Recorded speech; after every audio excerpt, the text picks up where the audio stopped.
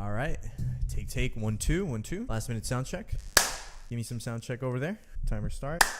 All right, let's try that. We gotta get that. We gotta get that. Shut up and sit down. Here we go. What's going on, guys? Danny Z here. I'm James. And this is the Magic City Take. Roll it. The show where we give you the unique Miami perspective on what's going on in the world of gaming, politics, religion, and Go fuck yourself. No, I'm kidding. It's only gaming. We keep it pretty standard here. Okay. Well, we go pretty rampant pretty quick. All right. In this week's show, we're gonna start with our first episode, James. That's exciting. That's exciting. Okay, so let's talk a little bit about what you've been playing, man. Tell me what's going on in the land of. Oh man, it's kind of hard as an adult now, kind of finding time for games. You know, we're 30 somethings, although I don't look at least I don't. Some of us just started our journey into the 30s, James. But you know what? It's a form of escapism, and I really enjoy playing the game. So, for the most part, I picked up a physical copy of Stardew Valley this week, and I've been playing that. Stardew Valley, if you haven't heard of it, it's Physical copy? physical So copy. you bought it for a console? I bought it for a console. Okay. I'm playing it on my PS4. Yes. Okay. It's best played with a control. We might get into that in a little bit, but okay. Stardew Valley, a PC classic, if I might say so. Right. But it had to make its way to the console. So that's the money maker. Okay. That's the money That's maker. the money maker, he says. Okay. Stardew Valley is an excellent game. I do own it. Haven't gotten deep into it. Dabbled in it. So what made you start down that path? Seeing Dude, it I don't know, man. I'm a big ADD fan. ADD fan. It's for me, it's a form of kind of like I mentioned earlier, escaping and kind of concentrating on one thing. And when I'm in game, I kind of get enthralled by that. So this game allows you to basically live the life of a farmer. Be a farmer. So you kind of start out, you're this little boy, and you inherit the farm from your grandfather who passed away, and it's in shambles. And you're kind of reconstructing it and getting to know the town, getting to know the town folk. Okay. And it's probably as boring or as exciting as it sounds. Well, let me ask you this: does it have elements of like Animal Crossing, where every Absolutely. character? Okay. Yes. You get a lot of that out of it? So you're gonna build a kind of a kinship with some of the town folk. You eventually, if you want to, because this is all optional, you could eventually kind of get like a love interest. You're already. You get a pet. I'm deep. I'm You're deep. I'm balls deep Love into interest. the love interest. Jesus. You get a little pet. You get to knock down some trees. So yeah, it's been fun. So I've been playing that for a little bit. Cool. And just to let our viewers know, you have an insane backlog of the latest games. So you own Persona 5. I do. I'm about 6 hours into Persona now. And that's what I pretty much get. into the tutorial stages. Okay, so 6 hours in, you're still in the tutorial stages. So I wouldn't say it's a tutorial because in the sense of tutorial. Mm-hmm. This game kind of walks you through new mechanics as you play along. So you're very much into the story, very much into the gameplay, but it's kind of holding your hand. I would say less of a tutorial, more of a hand holding kind of Okay. kind of atmosphere. And I'm kind of in that stage where I'm still learning the game, and really that game you never stop learning, but kind of like the basics, and you kind of take off. So for folks who don't know Persona 5, it's its own game. Forget about the 5. Each Persona games are their own game, so you could always start fresh. They're their own stories, but basically it's to kind of simplify it. It's JRPG meets Pokemon a little bit. You kind of interact with these personas, but instead of throwing a Pokeball at it and catching it, you kind of like negotiate with it so it can come on your team. So it's pretty. I just want to interesting. interject one thing here. It seems like every time I ask you about a game, you tell me it's X meets Pokemon. So I just asked you about Final Fantasy Worlds or something, a while back, yeah. and you're telling me, yeah, it's Final Fantasy meets It's, Pokemon. well, it's the games they're bringing this kind of catch 'em all kind of So everything feel is to the game. Pokemon right now. Okay, Pokemon's really in right now. Pokemon apparently really in. Okay. I mean, Pokemon doesn't come to any other console, so it's kind of recreated within these games, and I think they did it in a really interesting way. Okay. So I'm playing that, and of course I'm still trying to finish up Zelda, Right. Breath of the Wild. So what I'm getting is you're one of those people that starts games, but then it's hard for you to like finish and move on to the No, next. it's just it kind of. Just want the viewers to get a little. You get fatigued a little bit. You know, you play a game for a Yeah. while for 2-3 hours, and you just kind of want to see something different. You need different mechanics. Right. Okay. So as good as Zelda is, I mean, you can only be in that world for so long before you want to see something else. So Okay. I'm not monogamous when it comes to gaming. Alrighty then. I'm sure it doesn't carry. into But I'm other very areas. close. I'm very close to finishing. I'm actually, for those who have been playing the game, I'm 4 Divine Beasts in, and I'm ready getting to fight Ganon. Spoiler alert: Divine Beasts are a thing. Everybody knows what the Everybody knows about the Divine Beasts at this point. right. Who are we kidding? Which brings us to what I've been playing. What you been playing, brother? So I'm a huge PvP online multiplayer. Basically, half of what I play has to have some sort of competitive aspect to it. Okay. Big PC gamer. So pretty much the whole hard opposite of what I play. Well, not really. I mean, I mean, we both come from very deep, Different diverse sides. gaming backgrounds into Okay. different things. So multiplayer. But you know, not a big Call of Duty fan. Don't think Call of Duty. Think right now, what I'm playing is Heroes of the Storm. Okay. To me, out of the MOBA genre, I've been playing MOBAs since, you know, Defense of the Ancients was a mod for Warcraft 3. I've been Wow, playing okay. MOBAs for such a So long for a while. time. You know, probably with some of the same people that I played with back in the day, so it's pretty crazy Okay. in that sense. But I'm really digging Blizzard's take on the MOBA. The mechanics are different. I never really got into League of Legends. Why Heroes of the Storm? Why not Dota or League of Legends? I actually played Dota Now that for you a bring it while. I like the pace. So usually with Dota, you know, the mechanics are different. One of the heroes can carry the whole team, and then it's kind of super skewed where each hero levels differently. I think what Blizzard did when they set out to recreate the MOBA is they said, okay, what are the flaws of that genre? You have to build these items. You have to craft this gold, you know, recipe for each character. Each character has a build. They streamlined it. They said you have a team level. So basically, you know, your team is level 20, your team, and you get up to a certain level, you unlock different talents. There's tiers, and it's fast paced. It's only, I'm talking like at most 25-minute matches. So you get through a lot. Dota could take 45 minutes, and the problem is once you're locked in and you're sucking, you're almost like in for the ride, and you just gotta like suck it up, and you know, or you're gonna take a hit to your MMR. Gotcha. And it looks pretty too, man. I was watching you play it earlier. Yeah. I mean, the graphics on it, Blizzard, you know, they really polish the heck out of their games, And they got an incredible universe too. Yeah. Because they kind of share games. I was noticing some of the characters are very familiar in that. Right. And it's funny because if you look at Dota, that when Valve purchased that property and they turned it into Dota 2, a lot of the original heroes were just models of Warcraft 3. So if you look at heroes like Pudge in Dota, that's Stitches, you know, it's basically a fat abomination that hooks people, and a lot of the same mechanics. So it really is, you know, it's like who stole from who at the end of the day. I think Right. a lot of those mechanics came from Warcraft 3, the hero abilities. Really, Warcraft 3, in my mind, was the first, you know, real-time strategy game that introduced the concept of having heroes for each faction, and then that would shape your strategy. So, you know, I'm into that. I think Blizzard obviously has a lot of money, but they haven't been able to really crack that market. You know, they're competing with two juggernauts, really. If we look at what gaming is today, what dominates. I mean, it's the dawn of esports, really, when Exactly. it comes down to this. Because when I think esports, I don't think anything else. Well, the dawn of esports was StarCraft 2 and StarCraft.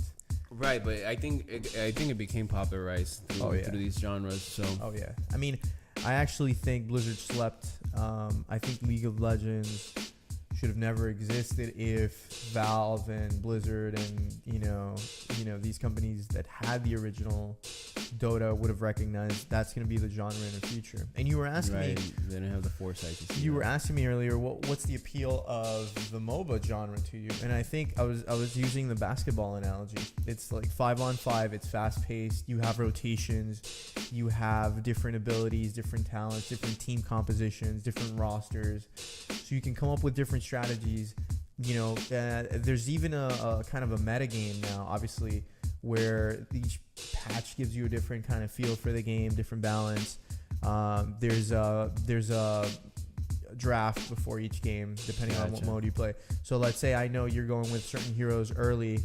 I'll counter those, but then you can counter me with your last pick. So a lot of the game is actually won and lost just based on what heroes you pick, and it's like layers of an onion. It's a game within a game. It's got a lot of good mechanics to it. I feel like the characters and the spacing in this game is a little bit better for me than League of Legends and Dota. And I do respect those games. I played the heck out of Dota back in the day. I've tried Dota 2. I think they're great games. It's just, like you were saying earlier, it's hard to find the time to really jump into 45-minute matches every night. And right. I want to get in, maybe get 2 matches in and have fun, play with people. One of the biggest aspects for me with games is social aspect. In and out. Most of the time, if I jump into a title, it's to play with one of my boys or to check something out. So I've been playing that. I've been dying to. I'm really jealous, James. I gotta confess. I really want to get into Persona. Okay. I'm traditionally totally have never played any of the Persona. I've seen like footage of this game online. And, beautiful game. I just think the art style is amazing. It looks ridiculous. I think that's one of the biggest draws, right? And kind of like that Japanese culture brought into the game, which is so interesting. Right. To kind of see another perspective, right? This whole other world, it seems like, over there in Japan. Video games are art, very much an art form nowadays. Right. As big as any other industry, right? And really, this is a true JRPG in the sense of the original JRPGs. Like, you don't see RPGs like this anymore. You see, Final Fantasy has switched over to this action kind of gameplay. Open world. Right, open world kind of. The Witcher's another one. You don't really see the Eastern influence in these RPGs in the sense of the JRPG. Your Chrono Triggers, your original Final Fantasy, things like that. Right. So, you playing anything else, or that's about it, man. This week it's been I snuck in a little bit of Overwatch. I think Overwatch is the other. I'm very, just by my actions and what I vote with my wallet, I'm very firmly in the Blizzard Entertainment camp. I feel you. They're a great company and they do great things. I think arguably Overwatch is one of the most polished games that I've seen released in recent days in terms of just the level of detail that Blizzard puts into it. And absolutely. They got the balance right from the start. The community, I mean, it's no wonder it's been such a hit. And they just have the trust with the community. Yeah, and they keep it fresh. Like, they just came out with, that's the other thing about Blizzard is, I'm talking about Heroes and Overwatch. Overwatch just received it's a cosmetic thing, but there's updates to the mechanics of the game.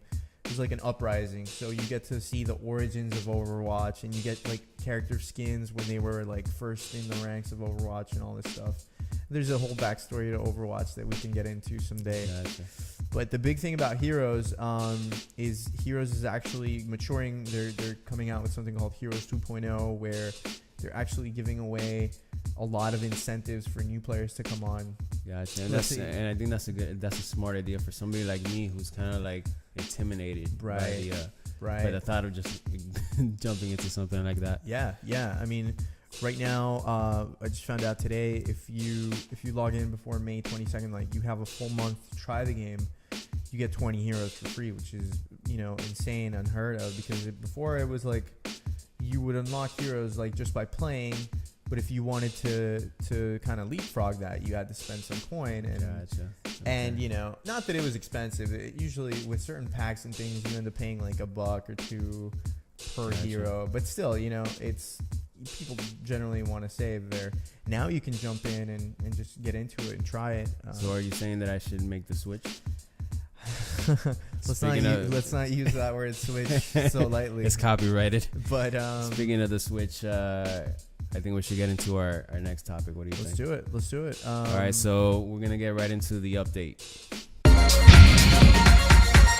Welcome to the update, where we talk about what's going on in gaming this week, basically our quick thoughts on it, and again, we're always open to your comments. If you guys have any ideas of how this segment should play Absolutely. out, we're here to cater to you guys. But James, tell us what's going on and what's new this week in gaming. Dude, I think let's talk a little bit about this year before we get into kind of nowadays, man. Okay. This year has been interesting to me. Quality year in gaming. It's been quality. Beautiful. Beautiful. Just kind of at awe. I'm just like it's just beautiful. I don't know how else to describe it. It's been a beautiful kind of first quarter for gamers and gamers alike. There's been, I mean, this year we've seen the release of games like Horizon Zero Dawn, and that's a February release. Right after, a week later, we had, Zelda Breath of the Wild, Persona 5 this month. And we still have games like Mario Kart 8 Deluxe coming up. Right. For somebody like myself who's kind of passing the Wii U, but it's been exciting this year. And then there's kind of hidden gems as well, like Nier Automata, which is the latest game from Platinum. Just incredible year. I'm at awe. It's already not even thinking about 2016, just games in 2016, the backlog that's already being created. And these are like long experiences, 100 hour plus, 100 hours in Breath of the Wild, 100 hours in Persona. Although I did hear someone beat Zelda in like 50 minutes or something. Yeah, I think it was like 58 minutes, but that's like, you could tell the guy had beaten the game before because he knew exactly what to do and where to go. If you're playing it for the first time with no kind of guidance, I don't think that's possible. Yeah. So I have to agree with you. What a strong year. One of the things I'm seeing is twofold. One, developers are not respecting any seasonality at all. Before, it used to be like the big games would come out towards the holiday season, and that's, you would buy your new console and that's what you would get, Nintendo 64 for Christmas, and you get this. Now it's like year round, strong release after strong release after strong release, and it's like, the bar is raised now. I feel like even the entry level games now, the indie games, are coming out with a level of polish and quality that's outstanding, and it's just really a great time to have so many experiences available.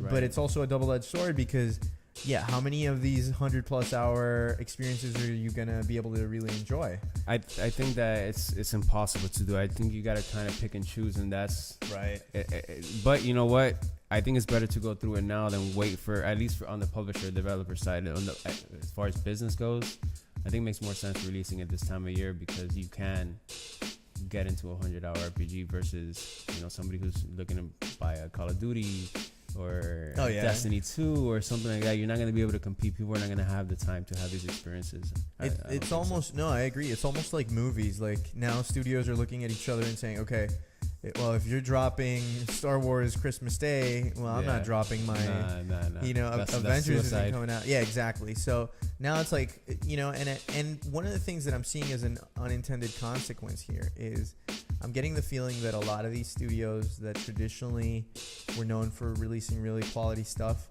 are releasing games with, let's just call it a little early. They're releasing games where, they're not quite right. Case in point, we've got...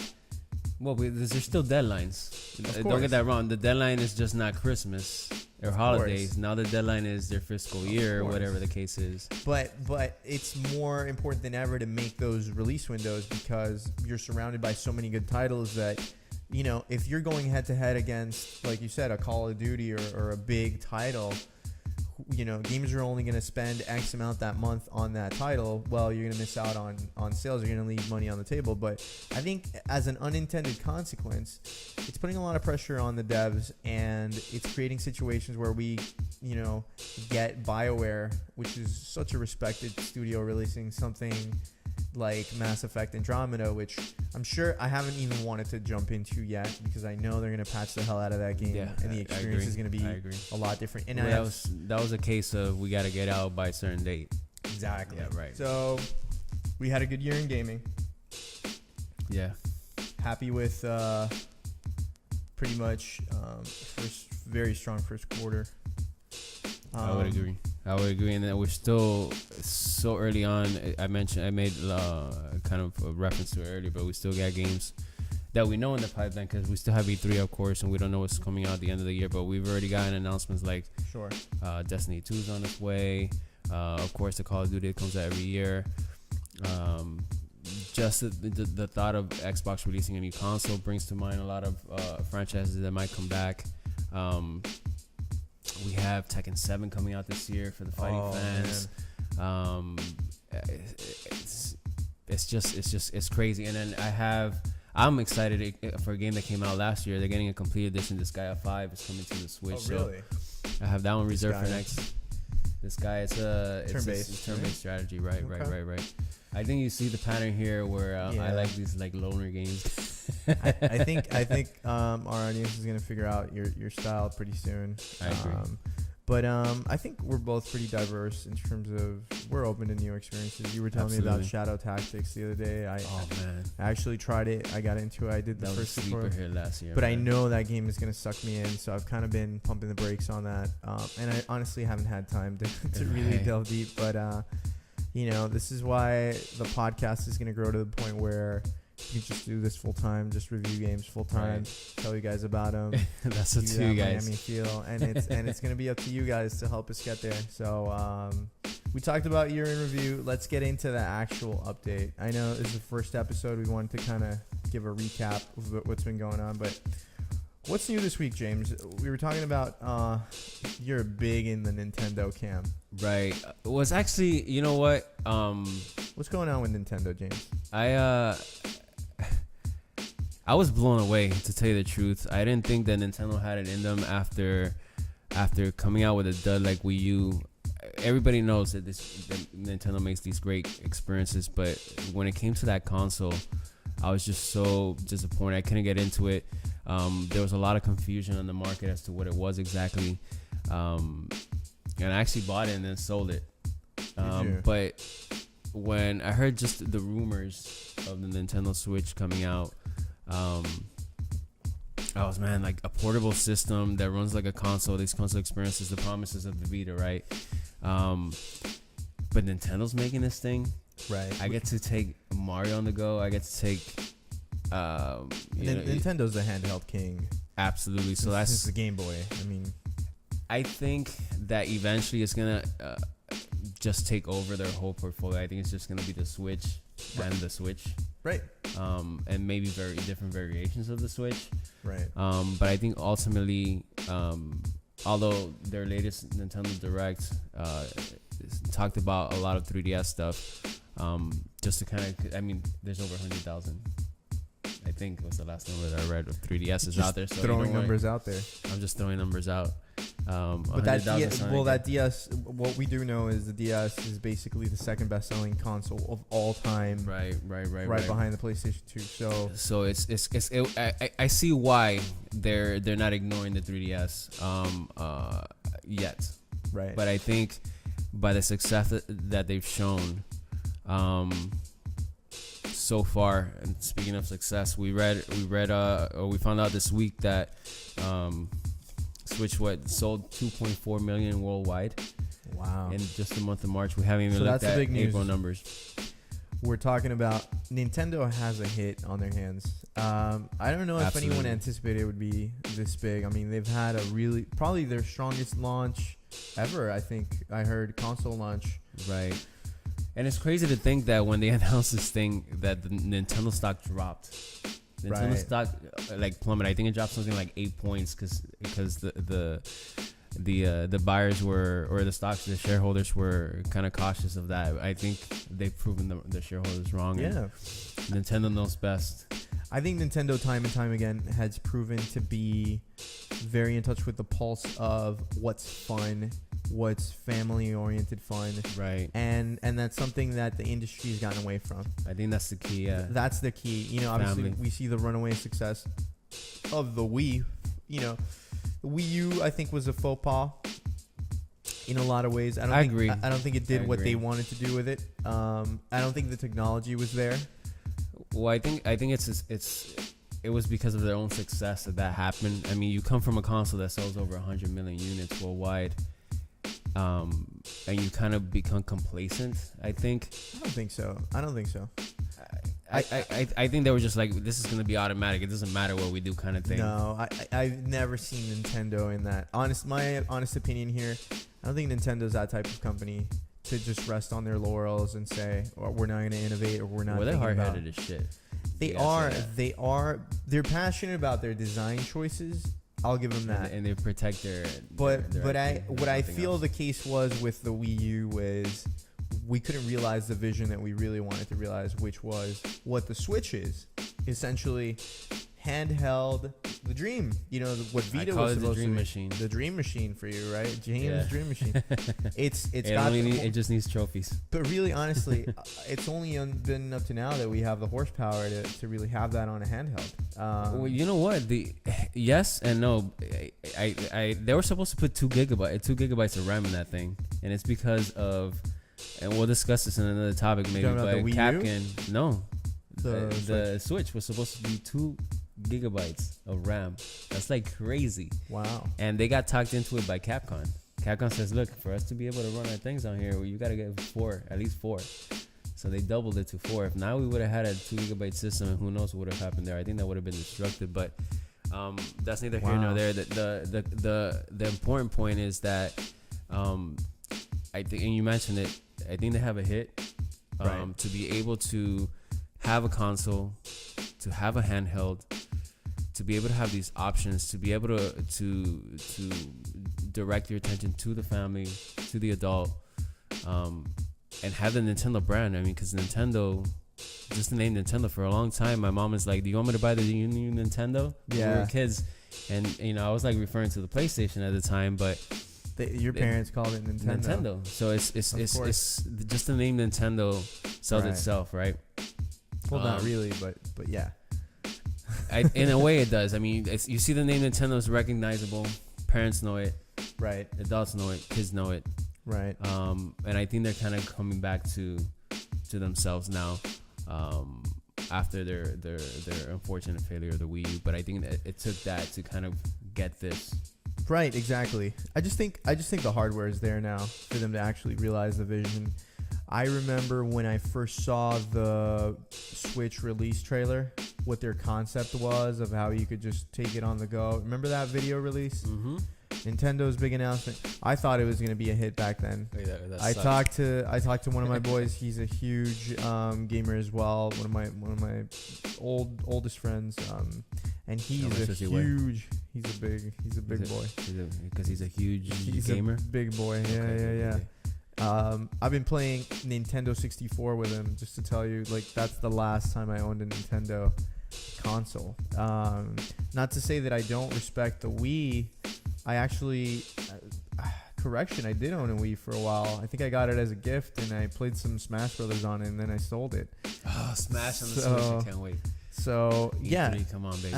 I mean, the Switch is huge by all accounts. I mean, 2.4 million units. That's the latest numbers we have from Super Data. That's worldwide.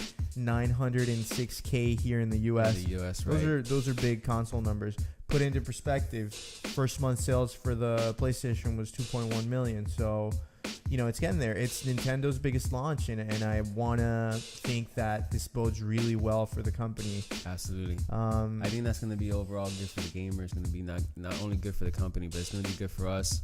Right. Because it's going to light it kind of like a fire under, Microsoft already has incentive, but at least under PlayStation, because we can't let these companies become complacent. Excuse my braces there. Yeah. I think that you and I differ in that sense. I see the gaming industry moving into a different space that's going to be more platform agnostic. I think that, and we'll get into that in a different show. Right. But No, one of the things I get want to into say that is with you. congratulations to Nintendo. Job well done. Respect the hardware. I mean, you own one. I've seen it. I've ogled I'm it. stoked. Obviously, I still remember my first playthrough Ocarina of Time, back in 96, whatever that was, in 98, I think it was. I love that game. I mean, to this day, I still remember some of the Ocarina songs that you would play with your C buttons on your Nintendo 64 they always controller. do that quirky shit. But like honestly, the game looks insane. I've seen the footage. I've seen firsthand what the quality of the graphics on a handheld to me is amazing. The art style goes a long way. I think part of the hit of this release for Nintendo is having such a strong launch title. And just to put it out there, I think that was key. the attach rate for That's a make that or break. game, attach rate basically is console to game. Like if you bought the console, you bought the game, is over 100%. Meaning there were actually more copies of Breath of the Wild sold That I did not know. than consoles. Yeah, it was like a little bit over 956K versus 900,000 here in the US. That's which insane to think A about. lot of people from Nintendo are saying, well, people would buy the collector's edition and then buy the regular to play, and then, but it's a thing. So I think carried by that amazing launch title. If you look at all the other launch titles, they were kind of meh, but Nintendo does have some good follow-ups in the pipeline. Obviously, Mario Kart, followed by Arms and Splatoon 2. Arms looks so it crazy. it seems like there's something every week coming out Right. between the indies and the AAA title. So right. while it might seem like there's not much out there, and it's kind of true, Right. at least with the AAAs, there's a lot. I mean, you go on the eShop, as much as I don't buy digital, but there's stuff on there to play. Right. For the first time, I played Binding of Isaac. I haven't played on any other system. What Has Been Heroes is another one that I picked up. So you showed me. That's right. It's like a turn-based, it's a lane. similar to Darkest Dungeon. It can be turn-based because you pause a lot, but it's in real time. But you hit the bumper and pause it. But it's what I'm trying to say is that there's games out there. There's things to play for it. And trust me, the games are coming. The games are coming. Cool, man. I'm glad for Nintendo. I applaud it. I'm open to it. I'm actually thinking of getting a Switch. So we'll see. I'm become more of a patient gamer now. Like we were saying, I'll just wait until they patch it. I've also heard there's some hardware things with it, where it's scratching up the display and it's scratching up the finish of the console. I think I think it was a little rushed out. Yeah. Just to kind of hit the date. And I think this is a soft launch for sure. I think this is meant to be coming out in the holiday season, but they wanted to do right by the gamers by bringing out Legend of Zelda. They kind of knew that Legend of Zelda was going to be the last game for the Wii U. Okay. And kind of they wanted to start on a good foot, so to speak, and kind of hit the hardcore gamers first. Hardcore Nintendo fan. I mean, there's nothing more But Nintendo you know what? than Zelda. Yeah, it's true. I would say hardcore Nintendo fans, but you know what? I think they're selling to just more than the hardcore. And I think the numbers and the speed that these things are selling is a testament to that. Okay, well, cool. We talked about Nintendo. Let's move on. Let's talk about Microsoft. Microsoft's making waves this week. Microsoft. Scorpio. Let me see. Let me pull up the specs here. Big deal. This is a monster. Big deal. But I'm liking what I'm hearing out of the Microsoft camp. Obviously, a lot of it is marketing fluff, but the specs on it are undeniably strong. It's essentially a strong PC. I'll say mid to high level PC. No, it's a very high. I mean, it's squarely focused on delivering 4K gaming at a high frame rate with HDR. I mean, we're talking, some really, really nice bandwidth, and it's not just for 4K. It's got a lot of other features that I like. Specs aside, I think we can dissect the specs as much as possible. We've seen a lot on the internet. It's a powerful machine. It's going to be a lot more powerful than a PS4 Pro. I mean, just for comparison's sake, just the high level view here, not getting into the nitty gritty, because it does have a lot of like techie Right. like cooling and checkerboarding, Which, by the way, is or BS. True That whole 4K liquid and all that. cooling, it's not liquid cooling. Yeah, it's vapor. It's not So- even that. So without getting into too much detail, what it is, just to compare it against itself. Right. Xbox One S, 8 gigabytes DDR3. This thing's gonna have 12 gigabytes of DDR5 RAM. That's huge. The DirectX 12 is not gonna be in the software anymore. It's gonna be on the actual hardware. So that's gonna leave a lot of kind of horsepower for the games themselves. Cool. Memory bandwidth, 326 gigabytes of memory bandwidth. That's freaking crazy. The closest competitor is the PS4 Pro. It has 218 terabyte hard drive, 4K Blu-ray, and it has 8 cores running at 2.3 gigahertz. This thing's overclocked the shit out of. And the GPU, of course, is running at 1172 megahertz. So just to kind of, this thing's a badass bitch. Exactly. I mean, again, like I said, you can go over the numbers. You can really dissect it. It's gonna be powerful. They're gonna talk about it more. I think. It's coming up. They haven't officially announced anything, but there's no release date on that yet, right? No, they say holiday 2017. I'm thinking squarely around Christmas time, maybe mid-November. Launch. I would say a little bit earlier than that. I'd say you gotta get out early, right? You gotta get out early because you gotta avoid the holiday rush unless they're overproducing these things. I would say somewhere around late August, early September would be a good release, and just to kind of get ahead of the game, a little bit of taking a bite out of what Nintendo's doing. Okay. Where they released early, kind of get the hardcore gamers out of the way, and then you can concentrate on the regular consumer. They need a strong launch title lineup. I think that's critical for Microsoft. They got to have the next Gears of War on there. They got to have I want to say Forza, obviously, but they need an ace in the hole. They need some new IP that's going to be impressive. So they said the games are coming. I heard I was listening to Major Nelson's podcast this past week, and they talked a little bit about the specs, and they talked a little bit about kind of the way that they launched it. They kind of gave it to the techie company to kind of put out the specs for the techie people, right? And they said which that I thought was very legit. I think that it was a smart way for them to do it, absolutely, because I think they understand that this machine is going to be for the people who are going to be looking for these things, right? And the games will come. They also mentioned on that podcast that the games announcements are coming. Really? So it makes me excited. What could it be? I don't know. I mean, we could talk about Crackdown 3. We could talk about the possibility of Halo 6. Excited I would be about. I was a big Crackdown fan.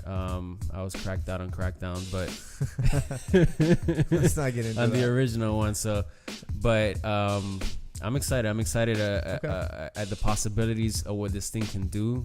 Now we just have to kind of wait and see how they deliver this thing. One of the big things that I like, and I'm hearing out of Microsoft's camp, is they're going to get rid of console iterations entirely. It's basically going to be Xbox as a platform. This is this year's model, let's say, and so kind of like completely backwards compatible, like the cell phone model kind of thing. Yeah, and I think that's smart. I think it mirrors kind of what the PC market is doing, and I think Microsoft's grand play is to unify PC and Xbox somehow in their own terms. I don't know how they're going to pull it off. They're going to have to be. They're kind of doing it already, right? They're already doing it with certain titles, but in terms of inner compatibility. But what I'm talking about is even further than that. Is digital ownership. You buy a game and you can play it on your Xbox. You can play it on your Scorpio. You can play it on your PC. You can share it. They're going up against Steam now. I don't know how that's going to work out. And so I think they're kind of. I think if they do that, I agree with you. But then at the same time, I don't agree with you in the sense that the way they're doing it now, they're kind of competing against PlayStation and they're competing against Steam, right? Right. So they haven't kind of picked a side. On PC, they're getting outsold by Steam. On console, they're getting outsold by PlayStation. So they're kind of in the middle there. Right. So I'm with you in the sense that, they got to find some sort of median. Right. But at the same time, I feel like they might alienate some people if they go full on PC, or they might alienate people if they go full on console. So they kind of stuck in a weird position where I don't think they're gonna alienate some form of people. At some point. I think they can do both if they look at Xbox as a platform. They can actually do both because think about it. You have already your Xbox app. It's cooked into their operating system now. Moving forward. You can stream games from your Xbox to your PC if you have Windows 10. Mm-hmm. So they're coming out with things to kind of bridge the gap. But I think, and I'm calling it now, episode 1. I'm thinking this is, and you can see it in the tea leaves. You can read it. You know it's coming. Xbox's big play is going to be unifying PC and basically killing the console. I think that's their grand play. They're going to kill the console. But you're going to kill a console with the most powerful console? Well, what's going to happen is the hardware price is going to come down. So when we're talking about Xbox in terms of specs and versus a PC, obviously, economies of scale, right? It's easier to manufacture the same chip for, millions of consoles. Versus that's how they keep the price down. So many different specs, right? So that definitely helps, and it's going to bring PC gaming to the masses. The big kicker here is I want to play with my friends. I want to be able to hop on and have, my boy that's on Steam on the title be able to play with me. I want to be able to not have to buy a console just to buy time to, or an experience with my friends, an exclusive. I think that the age of exclusives should be done. Let's just have one platform. Let's have, we're going to have a show about this, definitely. Ooh. But that, to me, is more exciting than any amount of specs or anything else that's come out of Microsoft's camp. And it's going to be a big power play. Let's see if they can execute properly. They have the money. They have the money to burn to kind of take some chances and experiment now. But it's been tough. It's been tough recovering from the awful launch that they have. It's just the messaging, and I think this is their first attempt at kind of separating themselves from that original messaging. Right. Maybe even getting rid of the Xbox One name altogether and calling it something else altogether. No, I think the Xbox brand itself. I'm saying the Xbox One name. Oh yeah. Where I think this is the chance for Phil Spencer to kind of actually do the box that he wanted to do. The Xbox box. Even though the Xbox box, even though the One S was kind of the beginning of that, I think this is going to be the finisher. Yeah. I mean, again, whatever they call it, it's going to be Xbox something. Right. We both know that. I think that's their that's the brand. That's the brand. Forward. And people love it's not Xbox. Microsoft. It's exactly. Xbox. It's Xbox. Let's see how they can do it. I have high hopes for Microsoft as well there. I want to see them succeed. I think a lot of what's kept them back, especially with the Xbox One, is the messaging. They're not the masters of putting the right bits and pieces of information out there, divulging things properly. I think the last console launch, you saw what happened with, the guy from, tweeting about how... Oh, yeah, Adam Orth. Yeah, exactly. Yeah. And again, that's one employee, but look at the damage that did, Right. And then Sony capitalized I jumped off the conference. I jumped off the boat. I was so stoked. I'm like, Xbox is gonna kill PlayStation. And they just fumbled it, man. They just fumbled it. Cool. Danny. All right, it's time. I got some questions for you. Yo, bro. This is our segment we like to call No Go, Yo Bro. AKA The Ambush. Where every week one of us comes up with just a series of rapid fire topics, and the other one doesn't really know what it's about, and we're going to quickly get some reactions. No go or yo bro, and we're going to talk about it very briefly. So you got I would say this, I'll give you 60 seconds. You answer no go or yo bro, and in 60 seconds tell me why. Okay. Does that feel good? How many topics are we going after? I got a few. I got like 6. Hey, I got time. I got like 6, yeah. Go for it. What you got? So we haven't heard much of any VR, at least on the gaming side, except for negative gaming recently. Right. Would you say VR gaming is dead? No, bro. No. Look, VR is at a price point that's not affordable, period. That's it.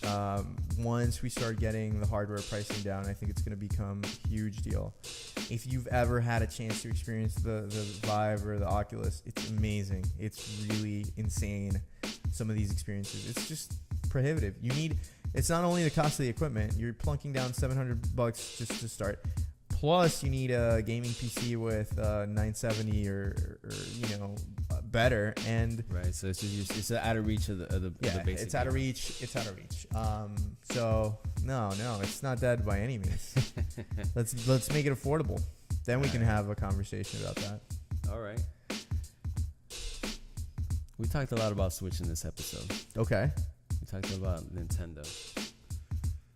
They're not very good about hitting dates, particularly with Zelda, Breath of the Wild, and some other games. Okay. Does Mario Odyssey get delayed into 2018? This no go or yo, bro? No go. It doesn't get delayed. Doesn't get delayed. We get to see it this year. Yeah. Okay, I see that. We also talked a lot about Project Scorpio this episode. Scorpico. Whatever, bro. Scorpio. Got it. Actually, I'm gonna get a Scorpico tattoo. Scorpico was actually a name dropping. It was the name of a video game store, land shop. Scorpico here in Miami, in Sunset Place. Of a what? It was a place you went, you paid per hour, and you played on the PC. Oh yeah, I heard about that place. Scorpico. Will Scorpio be enough to outsell the PS4 this holiday? Outsell the PS4? No, bro. No, bro. No. Look, you think PS4 is king this holiday? PS4 is reaching the prime of its console cycle. I'm not saying they lifetime sales. I'm saying just this holiday. Do they outsell them for the month of December? Are we talking about titles sold, or are we talking about consoles? Oh yeah, I think consoles. Microsoft is going to take it. I mean, any launch obviously is going to have a huge uptick in console sales, but yeah, by far. Now, what Sony is going to do is drop the price on the PlayStation Pro to counter that. I can see that. Of course. I mean, that's the logical move. Now, at what price point are they going to make it attractive enough to say, you know what? Isn't that the new shiny thing? It's not, but do you have 4K? Yes. What more do you need? I mean... Okay. All right. So you say, yo, bro. I say... Microsoft outsells PS4 this holiday. I say, yo, bro. They do. They do. Right. We got it on tape. They do. It's gonna be tight. And again, depending on what's the price point for the PS4 Pro this holiday season. Danny. What's up? No go or yo, bro? Are you excited for Destiny 2? Yo, bro. I'm very excited for Destiny 2. In fact, as soon as they said it's available for PC, my eyebrow just kind of went up on its own. I was like, what? So many of my friends... That was the kicker for you. Dude, so many of my friends were so hooked to that game when it came out. And it was all PS4. I mean, most of the people that are on Destiny that I know in my immediate circle, at least here in Miami, huge PS4 Destiny gamers. At some point or another, maybe they hopped off after the first expansion or whatever. But I'm telling you, serious hours into that game. I know Bungie, to me, is one of the best studios still developing games out there. The mechanics of the combat, the mechanics of that game, I think it's going to be great. Really firmly excited about that. Okay. I'm in Bungie's camp. Danny. What's up? No go or yo, bro? Dímelo. The PC gamer. Okay. Will you buy a Switch in 2017? I could, actually. I'm actually excited about that. And then one of the biggest reasons is I want to see if I buy one for my little bro and then maybe have one for me. It's just, honestly, I got to be real with you. It's time, you know. When do I really have time to, like, game handheld? I mean, I anytime. That's the whole point. Maybe we're in different industries, but my day is like full blown office. Like I can't really. Yo, bro. I'm thinking about it. It's yo, bro. Yo, bro. It's a yo, bro. We got a commitment. We got a commitment. 2018. Anything, Danny? Mr. Danny Z. What's up? I think this is the most important question of all today. Okay. I'm getting nervous now with that look. No go or yo, bro? Is Cookie Monster a fucking crackhead? Yo, bro. Cookie. That's got to be some crack cocaine in those cookies for real. I didn't know that was a thing. I'm surprised by the question. Wait, but I got one. I'll go with it. There you go. That's crack cocaine. All right, that was no go and yo, bro. Welcome to this episode's 1v1. Our first debate, man. Our first I'm debate. excited. We're going to get into the nitty gritty. We thought this would be an exciting way and a new way to shift the microphone over. Jesus. There, better. This is symmetry, man. Respect the symmetry. Symmetrous. We thought that this would be a cool and interesting way to kind of bring a fresh take on different takes in the industry, right? The Magic City take? We get to see, some would call it the magic. The Magic City take. There we go. Okay. So this week, we're going to talk console versus PC. Oof. I think it's a huge topic. I think it's a huge topic. Right. Danny feels well. Don't put words one in way. I think he feels like PC is a strong side. You might be right, but and I kind of lean on the console side. I think we both agree that the games are good on both sides, but sure. I think I can make a case for the console. What do you want think? to start, or you want me to start? Go ahead, man. Take the lead. So PC versus console. PC versus console. So I am all in. I'm not, obviously PC Master Race, everyone knows is the best side. But more like masturbators. I am firmly in the camp that anything that drives competition is good for the gamer. Anything that drives, and one of the best things that I've thought about is in PC gaming is it's agnostic to any one platform. You can have an AMD chipset. You can have an Intel chipset. You could have whatever the heck you want. As long as it's supported and it runs, you can have any peripheral you want, right? So now it's a competition of, hey, who makes the best gamepad for X platform? Doesn't matter. Don't call it PC. Don't call it whatever. Who makes the best X for X platform, period. Games, hardware, whatever. Okay. Buy what you can afford and enjoy the games with your friends on one platform. Play the games that you want to play with your friends on one platform. Obviously, the PC infrastructure for things like data, for servers, for all that, it's so much easier on PC. It's not proprietary. You're not locked into one vendor's world. Call it Sony, call it Microsoft. Why? Let me just play the games. You know what? Compete on content. Come out with better games. Fund your studios. Make me want to buy your games, but let me play them on a platform that is agnostic to any vendor. And that's why I feel my first argument pretty much puts you to sleep, James. You were right or wrong thing. You put me to sleep. But it wasn't because of that argument. Down for the count, baby. I could tell. I would counter that point by saying that the point of the console is to kind of dumb down things, right? To simplify things, to make it easier. Clearly, some of us need for people to dumb it down. Right. I don't want to worry about whether the drive works. The driver works, I should say. I don't want to think about what card do I have, what settings do I have to put. I don't want to think about. I just want a game, man. Okay. So I would say that the console is for the gamer, right? For the person that just wants to get to games. They don't want to bother about. Don't make me think is your argument. Don't make me think. Okay. Just dumb it down for me. Okay. Just give me the game, man. Okay. Well, just give me the game, man. Can I speak to that? So in my mind, a platform like Steam does a great job. Okay. You install a game, it'll tell you immediately if it's going to run or not. If you need to download anything, it does everything for you. It reinstalls DirectX. Whatever you need. If you don't need it, it won't run anything. It'll just run the game. So in that sense, they've pretty much dumbed it down to the point where 99% of the time you're not going to have an issue running what you need to run.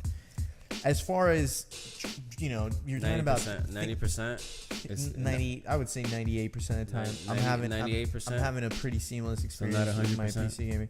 No, because at the end of the day, it's a very varied ecosystem. You could have Nvidia releasing some drivers that week that throw everything off, and suddenly you're getting texture glitches. And nowadays, GPU manufacturers fed into my point. Well, wait. One of the things I want to talk to you about is the fact that consoles are more like PCs than ever. If you look at the underlying architecture of this console's generation, they're glorified AMD, chips running, some dumbed down OS, but they're PCs behind the scenes more than ever. You could make that argument for this console's architecture. The Xbox One and the PS4 are very similar.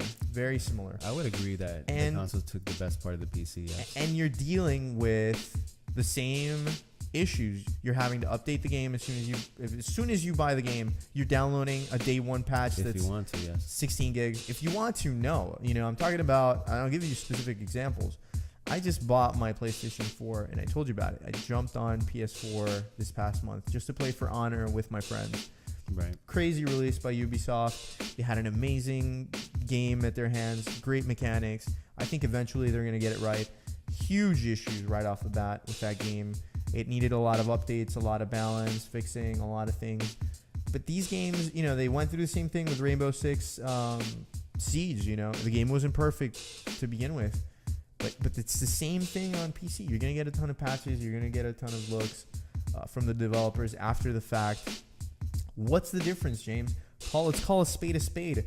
The PS4 is a PC for idiots, and why do we need a closed ecosystem? Let's just bring everyone on board. Let's make it to the point where, you know what? If you need a dumbed down experience, just buy a pre-built console / PC. Call it a Steam machine. Call it. So the failure of a Steam machine.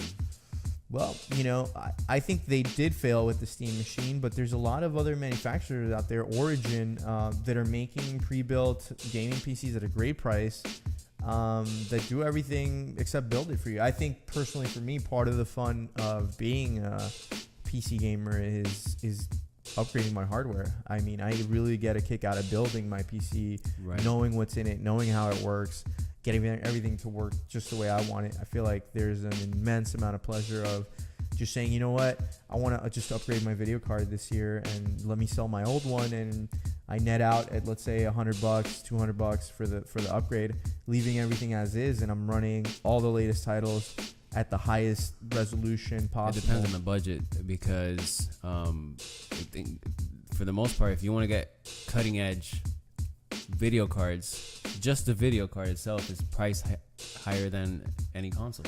Hey, but that depends, though. Which is my next point, the price of entry for PC versus gamer. Okay. So I think the whole console, the creation of the console came about, one, which what I mentioned earlier, just to simplify things, just to plug in the control, put in the game and go. And to streamline the price. You mentioned it earlier in this episode. It makes it easier, or not easier, but cheaper to be able to manufacture the same chip a million times, 2 million, 3 million, 40 million, 70 million in the case of PlayStation. Right. It brings the cost down. It's the same across all platforms, meaning it works. Okay.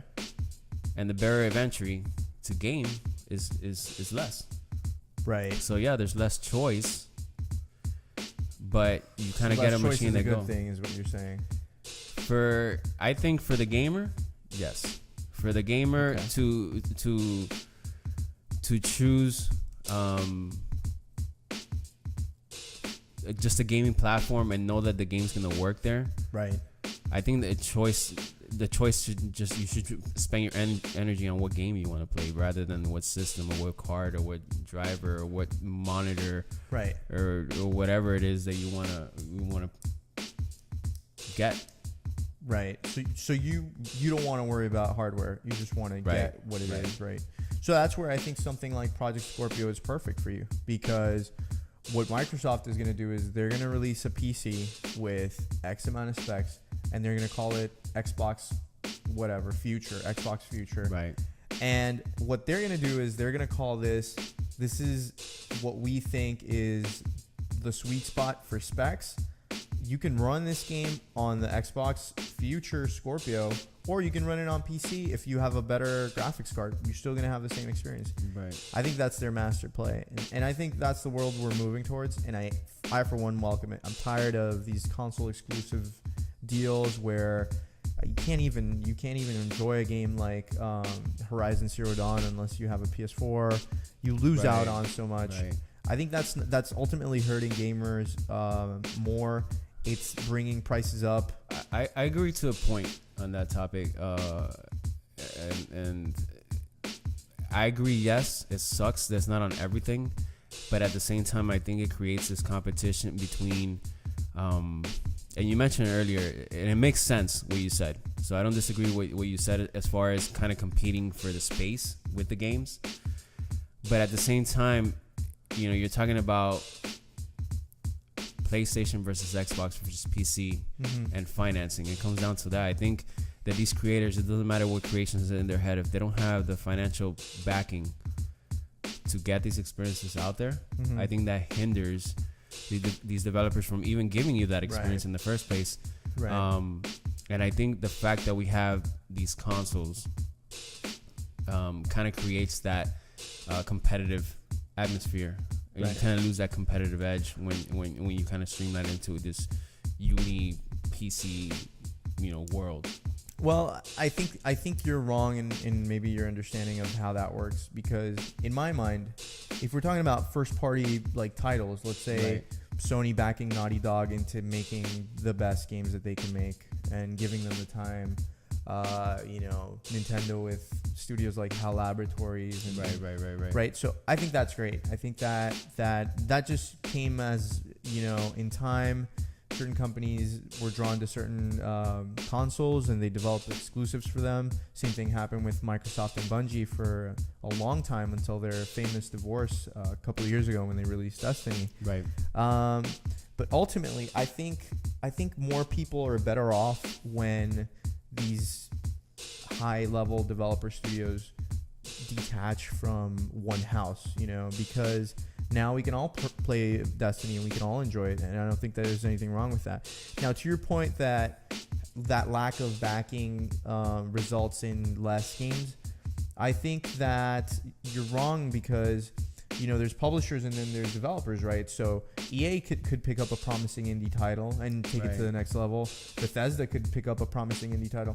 So, and that's in the PC world, and they could choose to develop for whatever console, but having, time and money and resources spent trying to optimize for PC for two different consoles is just unnecessary. Just focus all that time and money, release for one, polish for one, and really, honestly, what's going to scale is the graphics setting. Okay, you might get 60 frames per second. I might get 144 because I'm running the latest hardware. At the end of the day, we're both being able to play. You're going to enjoy the game. I'm going to enjoy the game.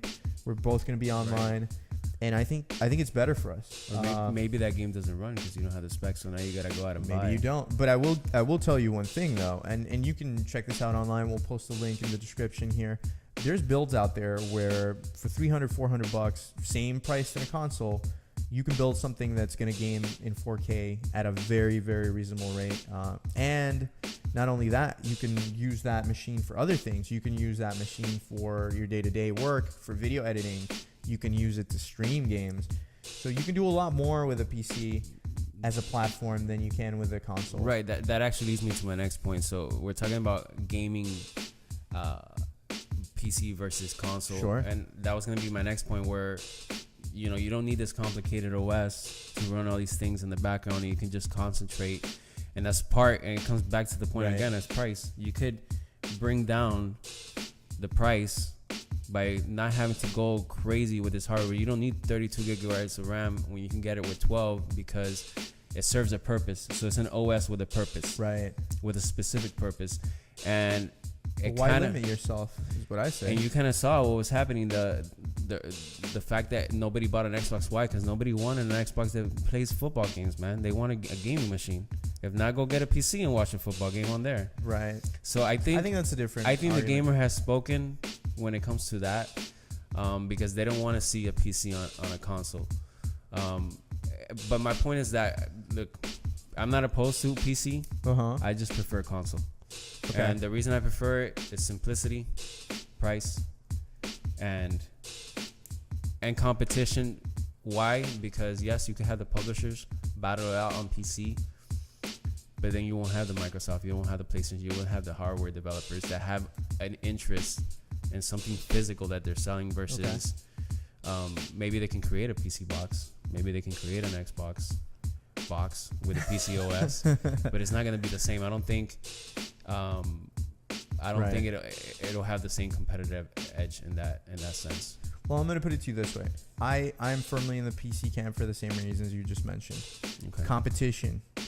You know, it's what better competition than just compete straight on gameplay and quality of the games. Leave everything else aside. Okay. Compete on quality, polish the games to price. Pay what you can afford. I mean, if you can only afford $300 PC, buy a $300 PC. And there are builds out there, guys. There's a lot of dedicated people on Reddit, on subforums, you know, and you know, PC Parts Picker, Reddit, PCMR. You're gonna find builds that are genuinely good for the amount of money.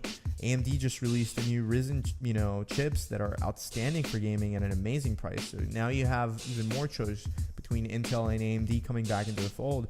I don't think it's ever been a better time to start getting into PC gaming at an affordable rate, and machines that, if we're talking strictly gaming, forget all the other stuff that you can do with that machine once you're done gaming. Right.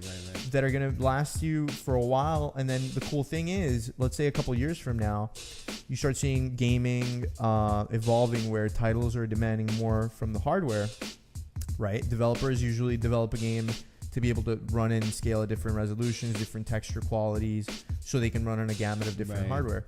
But let's say the baseline is going up. Well, okay, let me keep the chipset that I have. Let me sell my video card, buy the next one, and I've just bought myself another 3 years of gaming. Right, and that's an inherent problem with PC. I think that there's no threshold. Sure. You know, if you have a certain threshold, and if PC, which I don't think will ever happen, if PC says, hey, look, this is the threshold, this is the limit that you can do to your games, and then it's standard for an X amount of years until the next threshold is lifted, then you know you got a console on the PC. But the problem is that it's so varied. But why change the entire hardware? Why not just change whatever is slow with your system? So I'm going to tell you right now, I'm running a 4th generation Intel Core 5 processor, you know, and that thing is 2012, 2013, and it's running perfectly fine. If games start getting slow for me, I game at 60 frames per second. Your Word documents load up quickly? Yeah, my Excel sheets are super powerful. but then again, I'm running Overwatch at 60 frames per second at 1440 resolution. Gotcha. And I could be running at 4K. I'm running a GTX 970, and it's not the latest. It really isn't. I actually have a GTX 1070 on mine. I would love to have I love, you know, and we're talking about money bags over here, but all I'm saying is it's good enough for me. You know, one of the things I've learned with PC hardware is it pays to be one step behind the latest stuff. You really do gain a lot in terms of people selling their old cards to buy the new cards. And that's just the sweet spot. Even developers nowadays, they recognize we need to cater to different hardware requirements. It's not like back in the day where if you didn't have X card, you couldn't run it. The only thing I see right now today that's really prohibitive in terms of I need to spend a ton of money to be able to enjoy it is VR. Let's be real about it. You need to run high frames, high resolutions.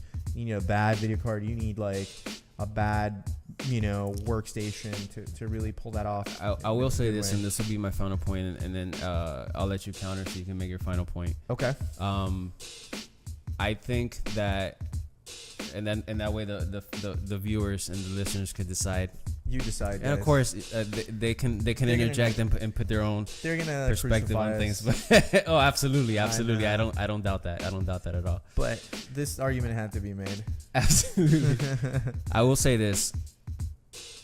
I prefer console over PC, in the way that the PC is kind of does it all, right? So it's an all do it all machine. Right. A console has a pure purpose. It's for games. It's this price. It's this power. Right. And it just works.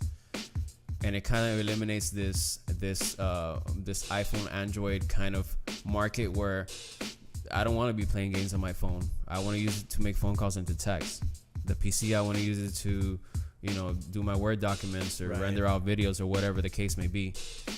I like the console and that it's simplified. It has a purpose. Mm-hmm. It's gaming.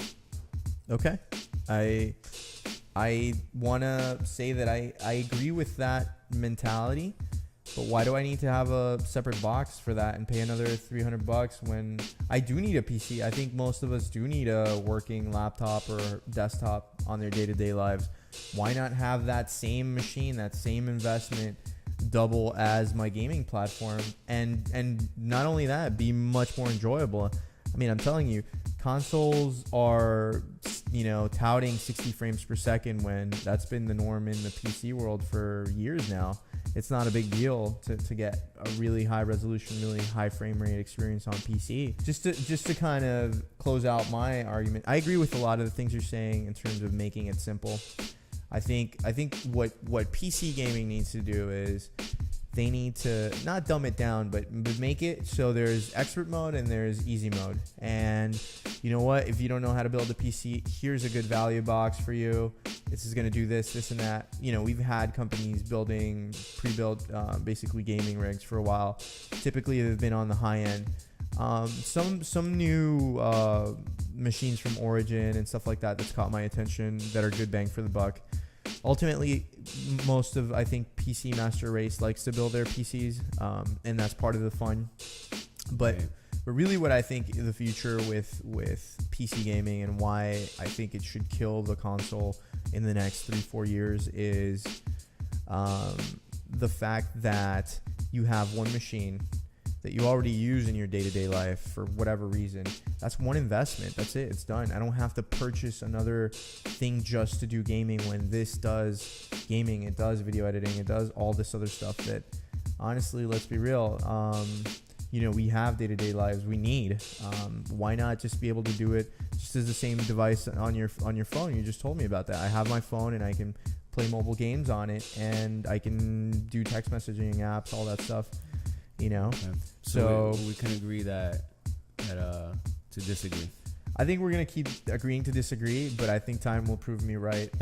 Okay, we'll let the viewers decide. We'll let the viewers decide who wins this debate. Who wins this first 1v1? But right. I think clearly, obviously, you don't need to go further than Danny Z on this one. Gotcha. All right, guys. So that's been this episode of 1v1. Thank you guys so much for tuning in. You can follow me at Miami Let's Play on Instagram and social medias, and of course you can follow the channel at Magic City Take. Where can they follow you, Danny? I'm Danny Z. Just follow us on Magic City Take. I also run a company called Streaming Bundles. You can follow me at Streaming Bundles on Instagram. We basically have video packages if you want to start a YouTube channel or a stream or a podcast. It's everything you need in a box at a great price, delivered to your door. Free returns if you don't like it, but we're sure you're gonna love it. And again, there's a ton of info out there. Just check out the website, streamingbundles.com. That's the plug. Of course, I can't not plug my business. I love this. This is what we're using to record the show. Right. But I'm really glad we got to get this first episode out of the way. Absolutely. Guys, we're constantly going to want to make this better. Any feedback from you is welcome. Anything you want us to touch on. Again, we're I think the only game, podcast in Miami. As far as I know, yeah, I don't know. As far as I know, everything that I listen to and I've heard is San Fran, California. And if they exist, Canada. Why would you listen to them? I mean, why would you? Maybe to get different perspectives, but we want you here, guys, and we want you to stay. Let us know how we did, and until next time, guys, game on.